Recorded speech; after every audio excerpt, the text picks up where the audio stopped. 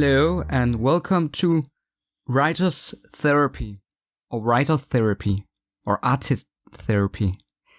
I haven't quite decided the name for the English version yet, but this is an English version because I'm having Taran Matharu in not in the studio, but Skype. And I just edited some of it, and yes, I'm saying some of it because we had to make it into two parts because the first hour we just talked, and I think it was actually very good. So I would really like to share that episode also, but it was the second hour, which was the writer or artist or writer's therapy. So I'm starting with that part because, like, if you just listen to the first hour and then we just jump into talking about writing, it would seem a little boring, I think, because it was a very some very exciting topics we talked about in the first hour.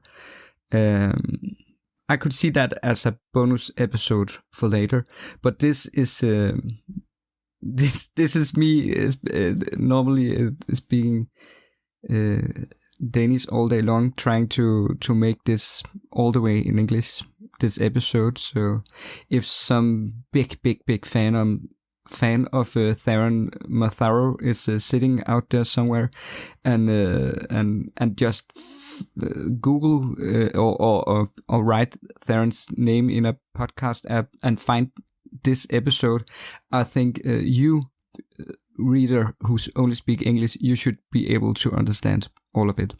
Also this little intro. So yes, my name is Jesper Riel, and I just have this little Danish podcast normally called Forfatterterapi, and now I am making it in English. And as I said before, I never talk English. I listen to English. I write English. I read English. I watch English movies. I listen to English songs. So I understand English, but I had some troubles talking it when I'm not used to it. But it will be different, I think, because I will dedicate maybe 3 days a week only speaking English. And it will be very annoying for all of my fellow Danes. But I think it's important for me and my therapy to be able to talk a lot more clearly in English, because oh my god, I sound like someone on 80 who has never spoken English when I talk to Taran, because I was a little bit nervous at the same time, which I am often. But you should listen to this episode if you wanna listen to a podcast with Taran Matharu giving some writing advice, telling a little about himself and his writing, and goofing a little around with me, a Dane. Yes, I met Taran at a fantasy festival. We're both writers. I met him at a fantasy festival because we're under the same publishers in Denmark. When they translate his books, it's at the same publishers I am having. I have written Ulemanden and Ulemanden 2, which is roughly translated to The Owlman and The Owlman 2. It's a fantasy trilogy. You probably haven't heard about it or read it if you're not speaking Danish, but it's not, but this is luckily mostly about Taran in this episode, and I asked him at Fantasy Festival at some eating dinner, at some eating. Can you say that?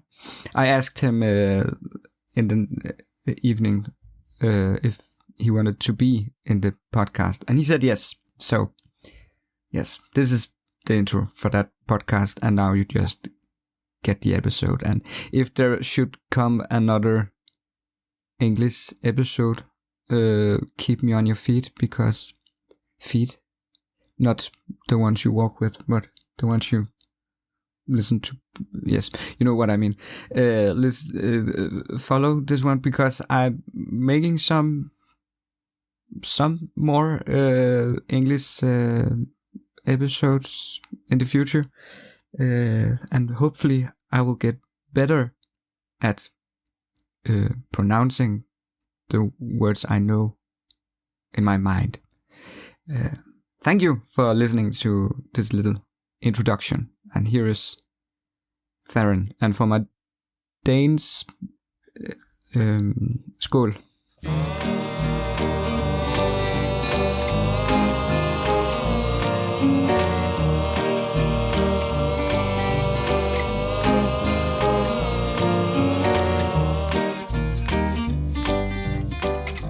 Are you having a COVID?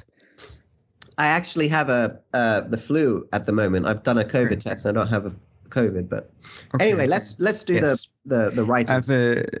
Okay, and let's talk someday more about this. Sure. I have translated the concept of the podcast. I've translated it to English, so I'm just gonna read it so I remember to say it all. Sure. Hello and welcome to Artist Therapy, as I call it in English, or Writers Therapy, maybe. I am your host, Jesper Riel. I am a writer, and last year I also decided that I was a therapist. Nice. In this podcast, I invite writers and other artists to talk about writing and creating, and especially how they feel about it. And this feels very odd after this talk, just say. As you can hear on my accent, I normally speak Danish all the time, but I will do my best to pronounce clearly and not mumble too much, which I tend to.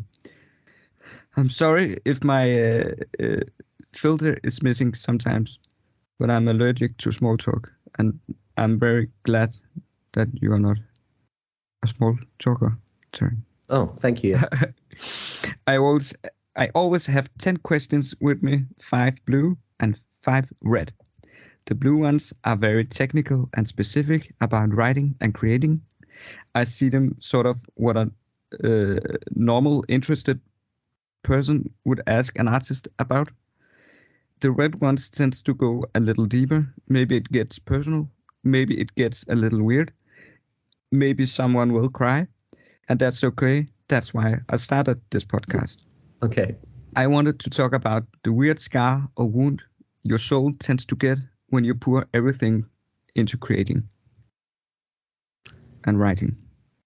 And then Taran, who has started on Wattpad, writing the Summoner series. You are the first English speaking.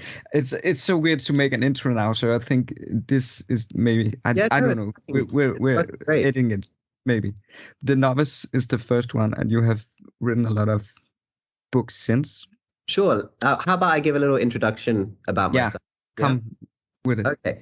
So, hi everyone. My name's Taran Matharu. I'm the New York Times bestselling author of the Summoner series, the Contender series, and soon to be the Soulbound saga as well, which is my first adult fantasy series. However, the teen fiction books that I write are enjoyed by adults the world over.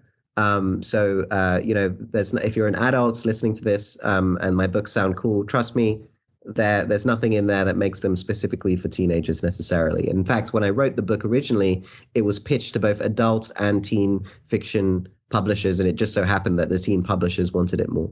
So the Summoner series is probably what I'm most known for, and it's best described as a mix between Harry Potter, Lord of the Rings, and Pokemon. It's about an orphan boy who goes he accidentally summons a demon, and he goes to a magical military academy where he learns to control his powers, and he's thrown into all sorts of politics because there's a war between multiple fantasy races, and he's sort of thrown into the middle of it. I originally started writing my book on Wattpad, just like Jesper said. And what happened was I worked at a publishing house for 2 months, Penguin Random House. And while I was there, I learned how the sausage was made. And I remember pestering my boss. I was saying, hey, please, can I show some of my work to an editor here? And he said, no, don't disturb them. Don't bother them. But why don't you put your work on Wattpad?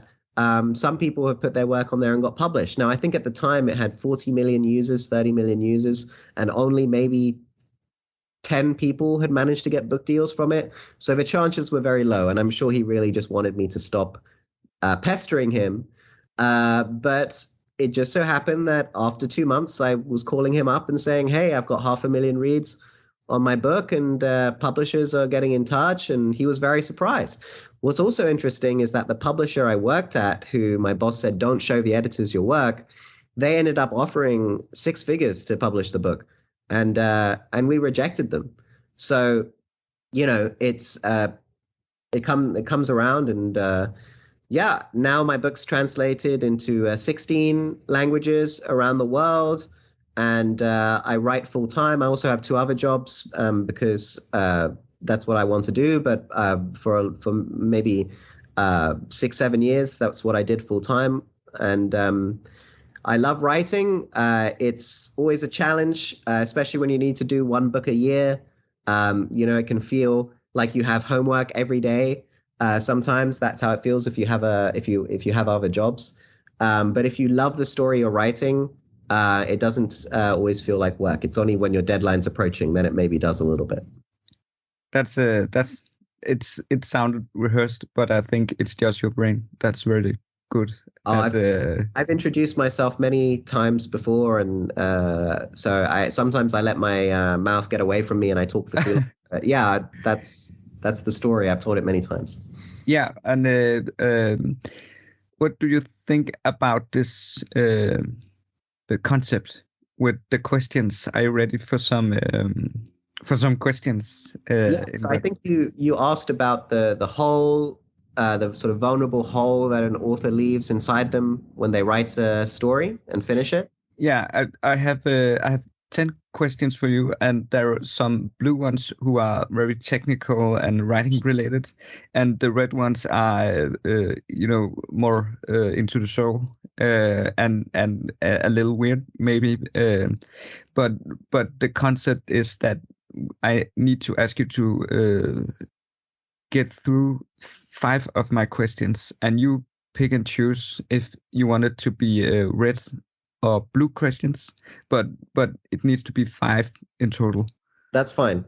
And people tend to think they challenge themselves when they choose the red ones, but I think it's very exciting to have both the technical and writing questions, and then the how do you feel about writing questions. Sure. Let's start with some blue ones. A blue one. Okay. Can you pick a number between 1 and 5? 4. 4. Okay. That's a long one. Taran, what is your advice to Patrick Rothfuss, George R. R. Martin, and other writers who can't seem to finish the series even though fans are eagerly waiting? Gosh. Well, those writers are much older and more successful than me, so I'm sure they don't need my advice. But perhaps I can speak more generally about how to break through a writer's block.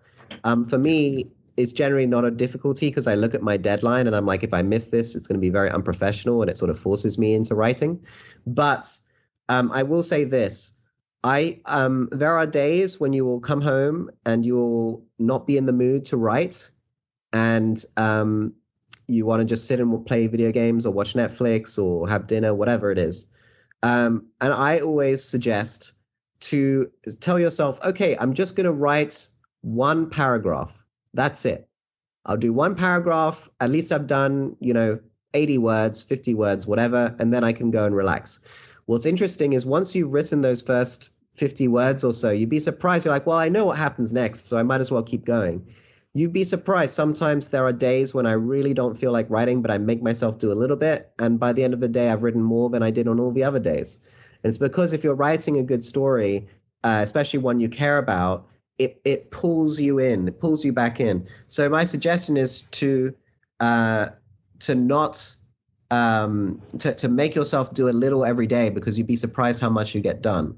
And even if you only do write 80 words, over the course of a year, that ends up being quite a lot. So even if he's really struggling, let's say George R. R. Martin is really struggling to bring himself to write, ignoring the project completely is better to sort of hack at it with 1,000 cuts than try and do it all in one go. So, but I don't know what his writing process is. But I think he is writing a lot. There are just so many other projects he also wants to write on, like the House of Fire. Yeah, what's it called? I do feel people's frustration when he releases a whole different book and not finishing the one that everyone's waiting for. I get that. I think that he should do a little bit every day of his main series is what I'm suggesting. The other thing that I would suggest, this is more writing advice for people in general. Never, ever finish at the end of a chapter, because the next time you come back to start writing the next scene, you're just staring at a blank page and you don't have that creativity flowing through you yet. You're not sort of back into the story. So I suggest you finish mid-sentence, mid-paragraph, mid-chapter, or somewhere in the chapter, because that means when you sit down, you're like, well, I'm going to finish this sentence, then I'm going to finish this paragraph, and then I'm going to finish this chapter. And by the time you get to the next one, the juices are flowing. So even if you've hit the end of your chapter and you're like, oh, yes, that's a good place to stop, don't. Write the next paragraph of the next chapter so that when you come back to it the next day, you've already got that scene opening. You're not staring at it. You've got something to work from. That's a good advice. I think I heard Hemingway say something like that at some point.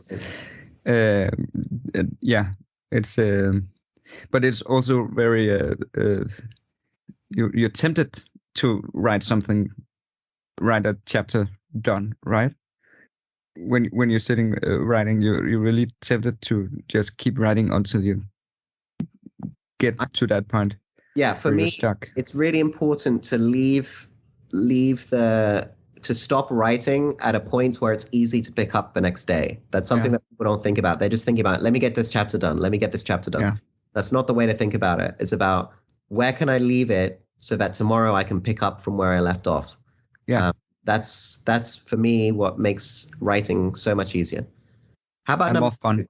Yeah, number 2. Do you want a blue one or a red one for this one? You can also let's try a red one. Okay. Can you say again a number from 1 to 5? 2. Okay, it's the deepest question. I sometimes have it with me, and I don't know if it's translated right, but now I try. Are you where you want to be in your life right now? Generally, as a person, I would like to reduce the amount of work that I do currently. I work for my family business. I run a publishing startup, and I write a book a year. I don't want to stop writing. And the publishing startup, I'd like to get more people to come in and work with us, which we're doing. For the family business, things are pretty busy and difficult and stressful at the moment, but we're thinking that next year things will calm down. So generally, I'm happy with how my writing career is. I'm happy with my sort of career in general. What I really want is to get to the stage where I can buy a small farm for myself and start a family. And that's what I'm working towards. That's what I'm thinking about all the time. I'm designing I want to build my own home. So I'm working on designing my home, what I want my farm to look like, what plants I want to grow, all sorts of things like that. So that's my Sims. Aim. Yeah. Are you playing Sims sometimes to make some design choices. I've thought about doing that actually, but I feel like I get too distracted, and it would feel like work. But I have a pretty detailed design. I think, to be honest, you want to start with an architect where you have ideas, but they're experts in their field. So it's better to let an architect design your home for you. Otherwise, you'll get stuck thinking about how you want it to look, and it's up to them to sort of make your vision come to life. I bet architects play a lot of Sims. Yeah. Although, and it's interesting because we were talking about AI earlier. Yeah. AI is going to have a huge impact on architecture as well. Massive.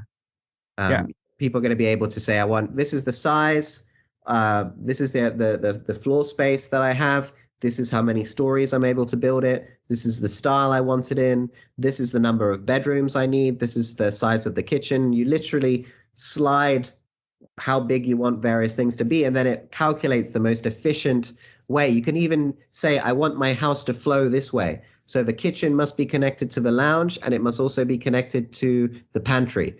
The pantry must be connected to the entryway because that's where I bring in my groceries, or it must be connected to the garage. I want my lounge to be connected to my library and also to the back garden. And you can literally put these things in like a flow chart, and it will just design the whole house for you. So architects are going to play a lot more Sims because someone will take their jobs. Well, I suspect that architects are just going to be able to do a lot more work a lot faster, because you'll still need an architect to look at it to make sure it's correct.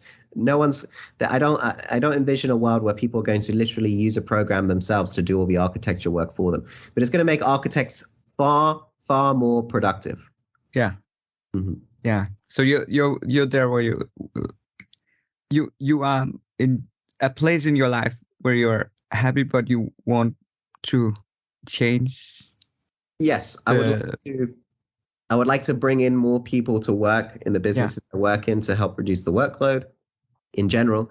But I also am working towards building my own home in the countryside with a small farm. And that's sort of where I want to be. And you're satisfied with the things you are publishing and writing.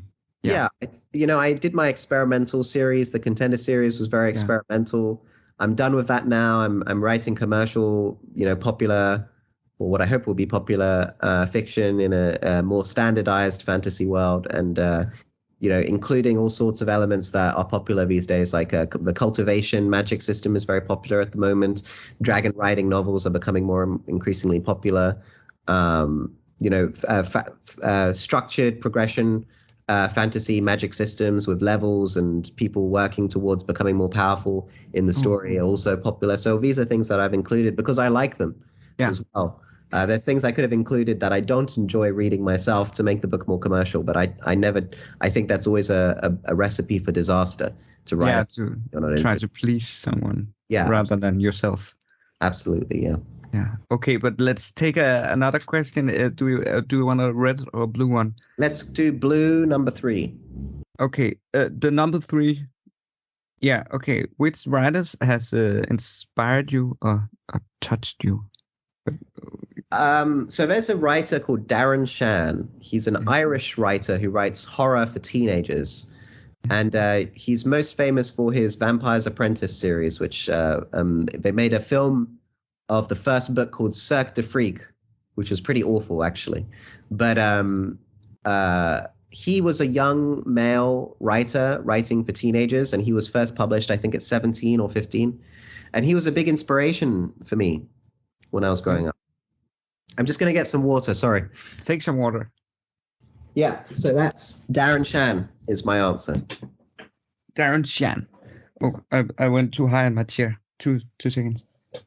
I actually got to meet him once at a convention, and we were both authors talking about our books in the same space, and we had similar queue lengths, and that was when I felt like I'd made it, because I was sort of standing on a platform as an equal with someone who had been a big inspiration for me. Yeah, okay. I think you're someone that people can get a little starstruck upon, maybe because I feel like you are very popular, and I'm looking forward to finish your first series. Thanks, Jesper. Sorry, The connection is a little off. I can hear you. I can hear you fine. Yeah. I'm going to turn off my video just to. Okay, I can hear you again.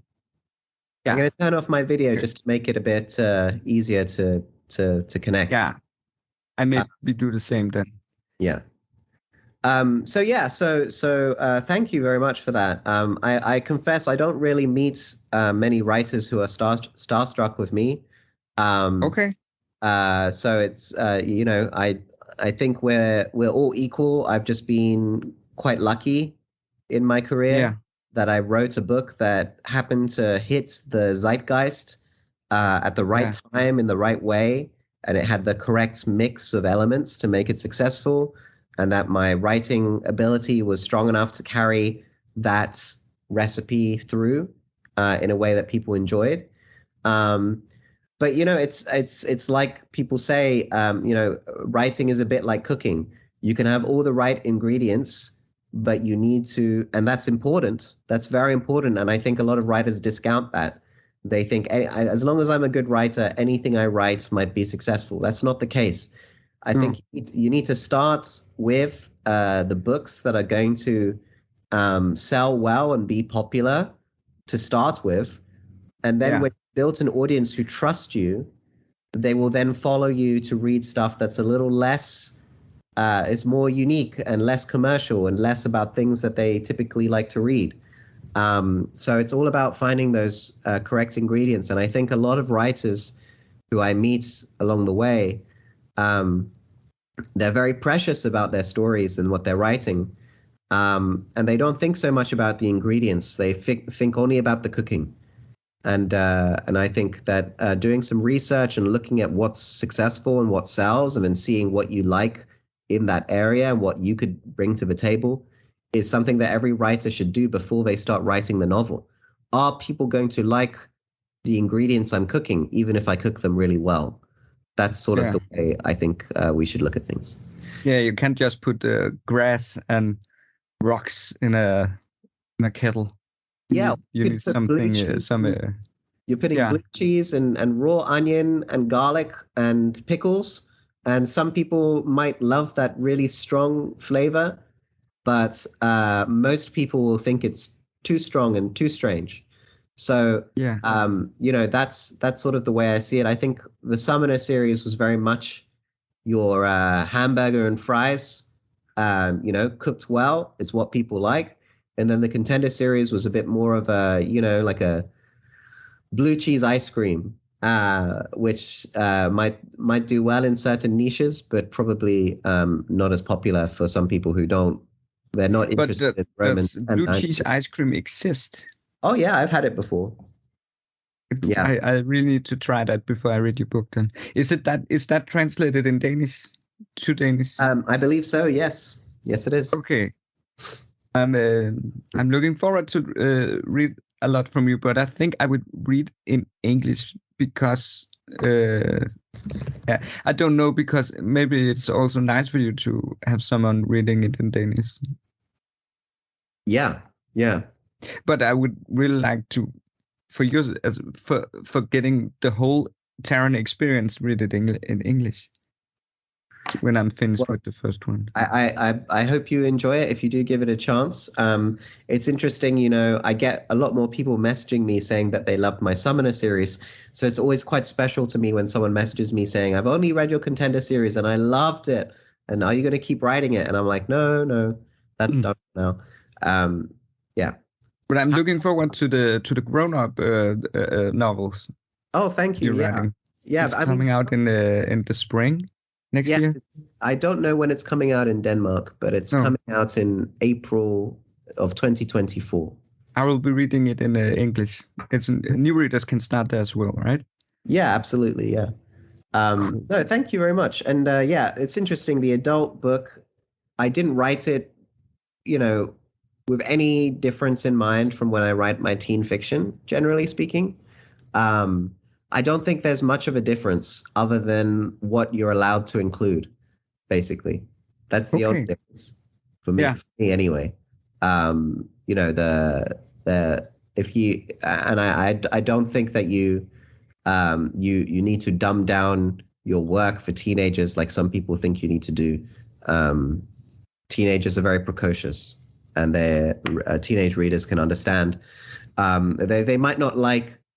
I think the one thing I brought with me in the adult fiction is that teen fiction, especially the fantasy, it's the world building is a lot more clearer and less complicated.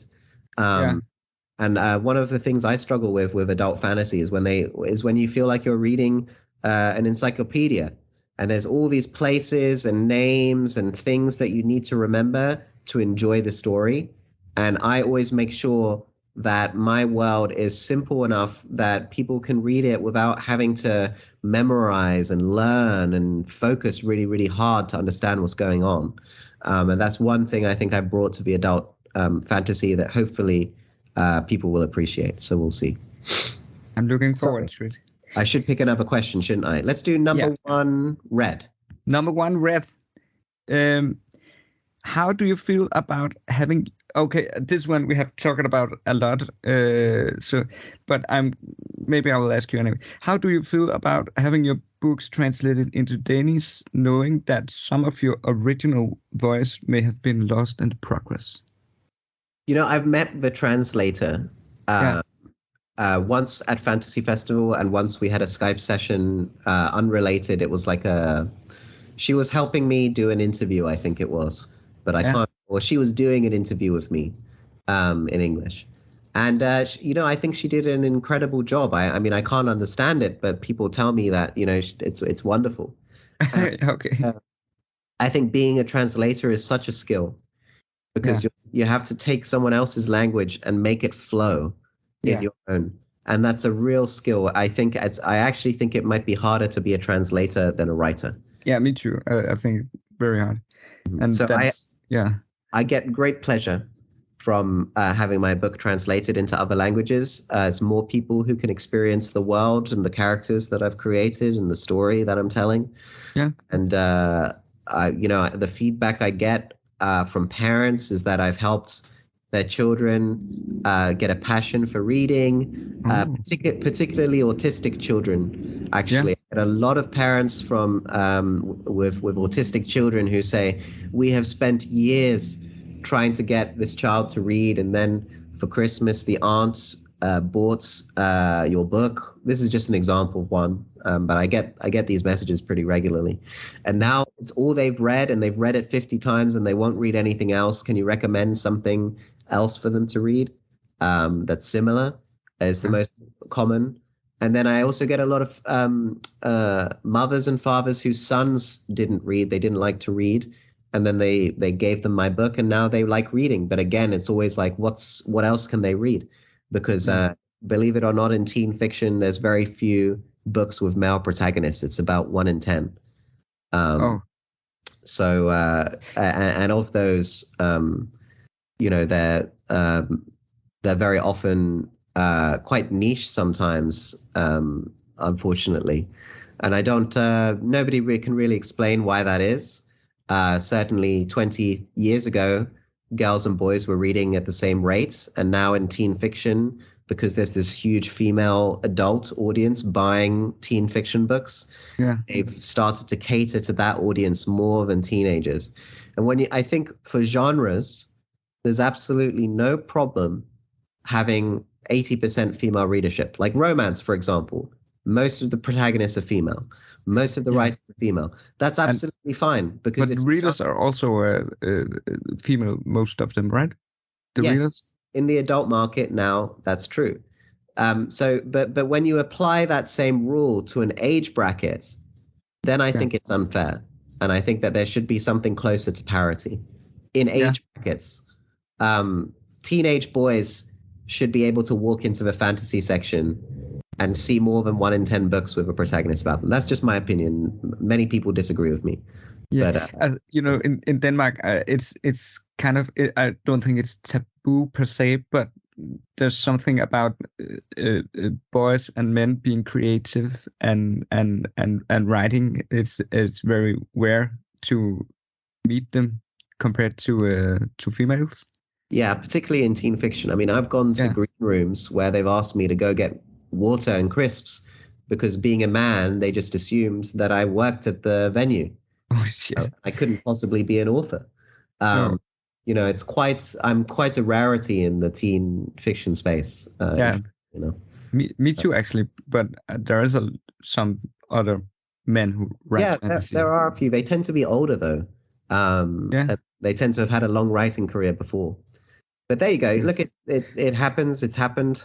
I hope that publishing looks at this, views it as unfair, and perhaps looks towards catering to teenage boys as well, because I think they deserve to be an audience that publishers target. And I think it's good for teenage boys to read. I think it teaches them empathy, and it teaches them to think abstractly, and it teaches them to concentrate, and it gives them better vocabulary and better fluency in the language that they speak, and it allows them to explore their imagination.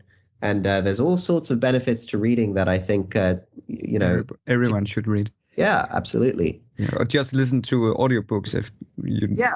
In fact, to be honest, I mostly listen to audiobooks now. I read less just because of I have less free time. Yeah. But I always go to sleep with an audiobook playing, and then I have to try and figure out at what point I fell asleep at. Yeah. I do the dishes to audiobooks. Oh, that's good. Are you fluent in fluent? Sorry. I've been singing Britney Spears all the weekend. Are you fluent in other languages other than English? I speak Portuguese pretty well, but I learned it from my family, as a child. So I don't write it at all. Okay. And I find it quite hard to read it. I mean, I can read it, but I find it hard to read for pleasure, even Brazilian comic books. It's like my brain has been trained to visualize and enjoy writing in English.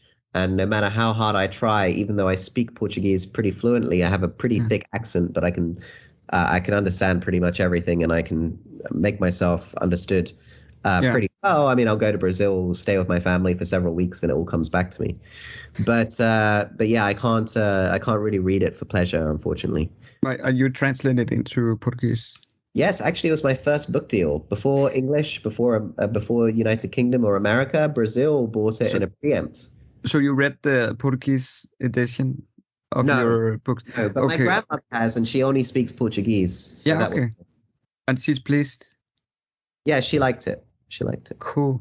It must be weird if you read it, because then you're able to understand, the translation of your book, and maybe it will give you some kind of maybe a weird feeling in the stomach. Yeah, if there was an audiobook in Portuguese, I think I'd quite enjoy listening to that. Yeah. Okay. How about number one? Yeah. Red. Number one red. I think I asked you number one red. Number one blue. Sorry. Okay, this is stolen from. No, I actually want to ask you the number 5 red, because the number one blue is a little boring. Sure. Breaking the law rules. You could choose any musician and director in the world. Who should make the soundtrack and who should make the movie? And what book should of yours should? I would love Peter Jackson or maybe Guillermo del Toro. Yeah. To make it. Or Christopher Nolan. I know it would be wholly unsuitable for the types of films he likes to make, but he made Batman, so yeah, he makes some pretty good movies as well. He's one of my favorite directors, so I'd love for him to do it. Yeah. As for who could be the main character, I would like someone new. I would like it to be like Harry Potter, all unknown authors, really. Yeah. British actors, ideally, because I just find, and this is just me, and Americans might not like me saying this, but I find it harder to believe a fantasy world when all the characters speak in a thick American California accent. I just find it easier to believe when it's British, because we have that medieval history and America doesn't. So it just feels out of place a little bit to me. So I'd like them all to be British actors. And I think Game of Thrones, I think one of its strengths was that they speak in these sort of rough accents from different regions of the United Kingdom, and it makes it really believable. So that's another thing I do. And who should make the soundtrack? Who should make the soundtrack? Wow, I can't believe I'm forgetting. The guy who always makes Christopher Nolan's soundtracks, I'm forgetting his name. Hans Zimmer? Yeah, Hans Zimmer. I mean, obviously everyone would love Hans Zimmer. Yeah. Because he's the best.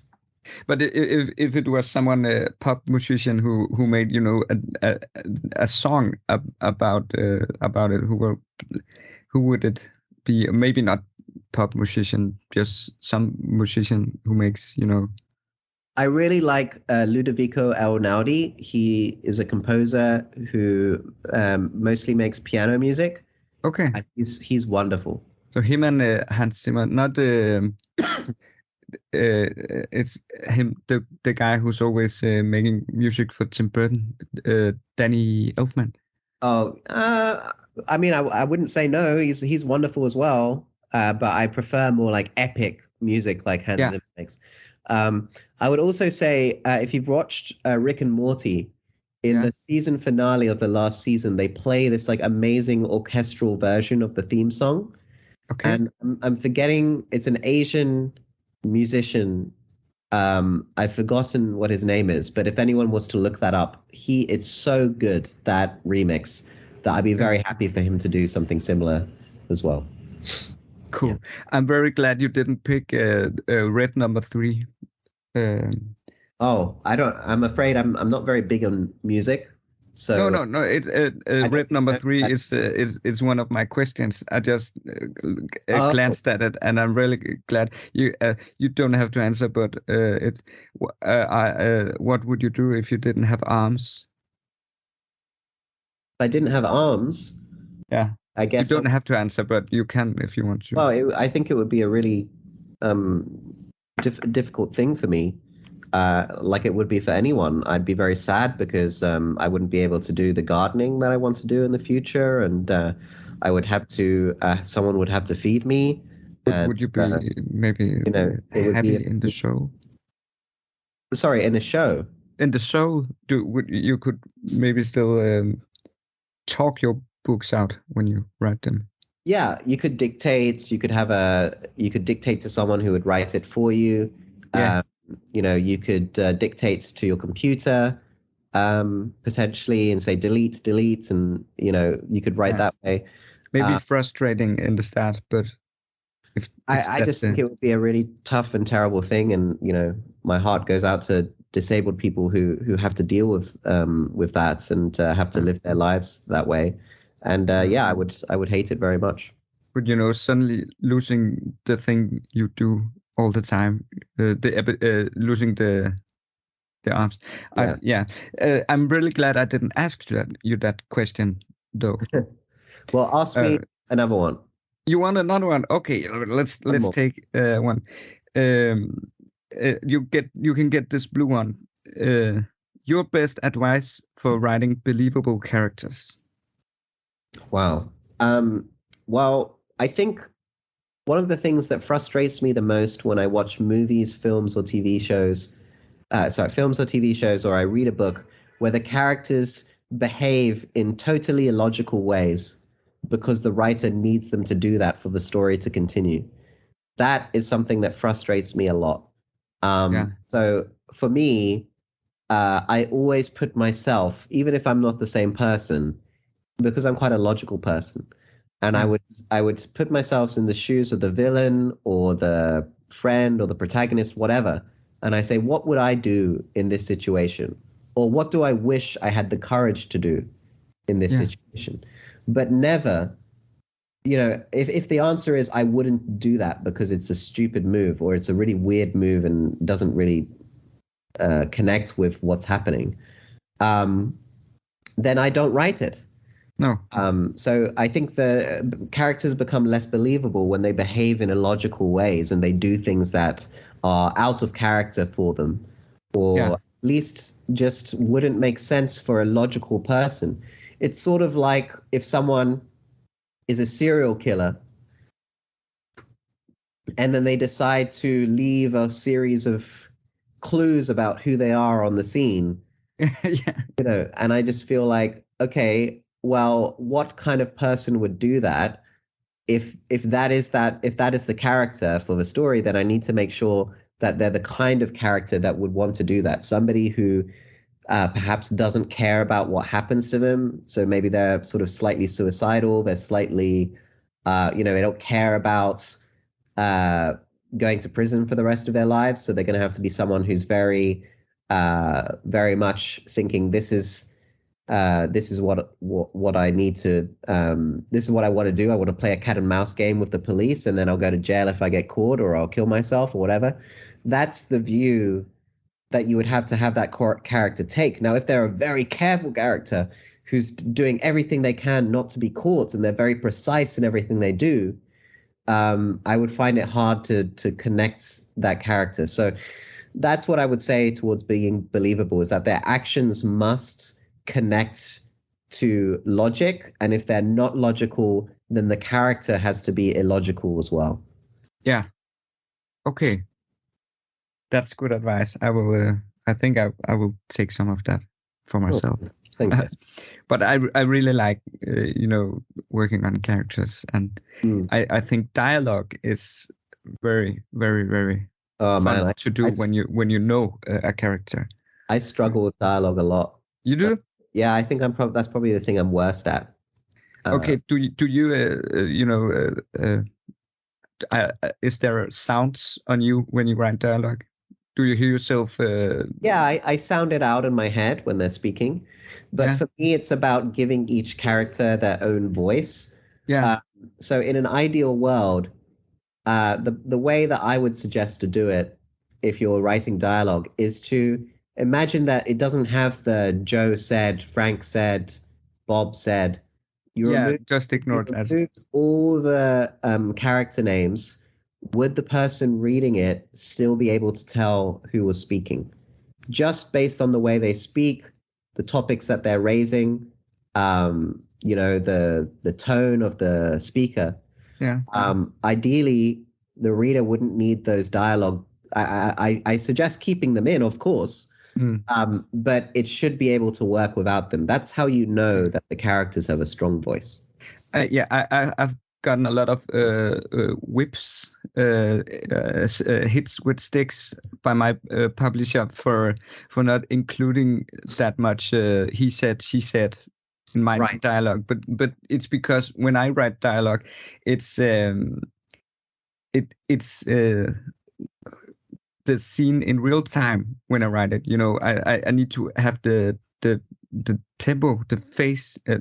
What do you call it? Like, it's going really, really fast because I'm sort of like in the zone, not screaming it, but in the zone, and it's like being part of the conversation. If you just only write the dialogue, and then you can say if they mumbled who said, she said things afterwards, because I think for me at least it's very hard to make that pause to think about what is this person doing while he or she is saying this. Yeah, it needs to be included afterwards. I would suggest also. Sure. Yeah. But Taran, I have one last thing I always do with the guests. It's and there's a jingle. You can't hear the jingle, but the jingle is something called tagline. And now the jingle has played. I have edited a jingle in, and I need you to make a tagline about you, your writings, or your presence at social media, or your presence in general when people meet you. One tagline, like if you were a movie, the tagline for that Taran. So you want me to basically sum up my writing in a catchy sentence? Yeah. And you maybe include you, or maybe just you. Let's see. So do you need to play the song first, or? I have edited in. The listeners have Okay, heard so it. the listeners will hear it afterwards. Yeah. Okay. So I guess I would say something like, Taran writing books like a mix of Harry Potter, Lord of the Rings, and Pokemon. Okay. Yeah, that's a nice tagline. It will be the first in the description of this episode. Nice. Yeah. What have you had for breakfast? I have not eaten anything today, actually. Is that something you used to not do? No, I'm just a bit. I've got the flu today. I apologize to anyone who's heard me sneezing and coughing in the background, but I just didn't have much of an appetite. But now I'm gonna make myself something. Yeah. So speaking of, yeah. Thank you so much for having me on your podcast. I hope. Thank you, Taran, for agreeing to be in this podcast, and I think I'm going to make this into 2 episodes, and maybe I will.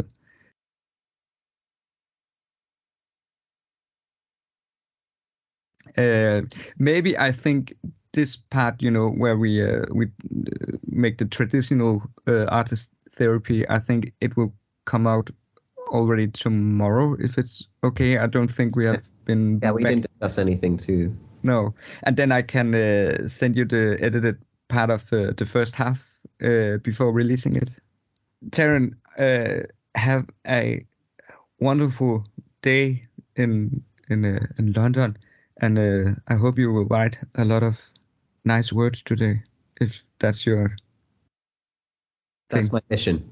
That's your mission today, and I will also write when I'm finished editing, maybe. Yeah, I think today I'm going to be just resting in bed, actually. But okay. But thank you, Jesper. So nice to chat with you, and I hope to see you again in Denmark next time I come down. I hope to see you as well, but maybe we will, because we're the same at the same house. Yeah, awesome. So that could be nice, and then we can have that dance. Yes.